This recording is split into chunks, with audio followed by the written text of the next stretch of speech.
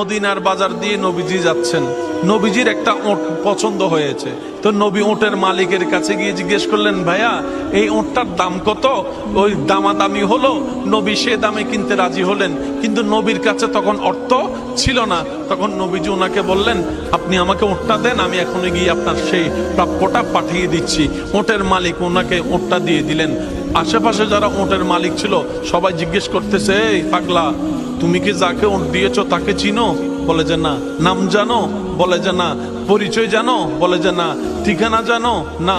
তো তুমি যে ওটটা দিয়ে দিলা, উনি যদি ওটার টাকাটা না ফাটায় তখন তো তুমি লসের মধ্যে চলে যাবা। সে ওটের মালিক বলে, এত সুন্দর নুরানি চেহারাওয়ালা কখনো বাটপার হতে পারে না, কখনো চিটার হতে পারে না, কখনো মৃত্যুক হতে পারে না। ওনার চেহারা দেখেই তো আমি ওট বিক্রি করার আগে মনটাই বিক্রি করে দিয়েছি, মনটাই বিক্রি করে দিয়েছি, মনটাই বিক্রি করে দিয়েছি। তোমরা যাই বলো, আমার মন বলে উনি আসবে, আসবে, টাকাটা পাঠাবে, পাঠাবে।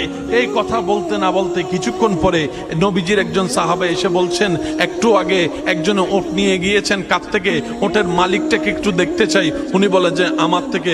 তো উনি বললেন, আমাদের নবী আপনার থেকে ওটটা নিয়ে গিয়েছেন, ধরেন ওটের টাকাটাও দিয়েছেন, আপনাদের খাবার জন্য কিছু খেজুরও হাদিয়া পাঠিয়েছেন, খেজুরও হাদিয়া পাঠিয়েছেন। ওই ওটের মাল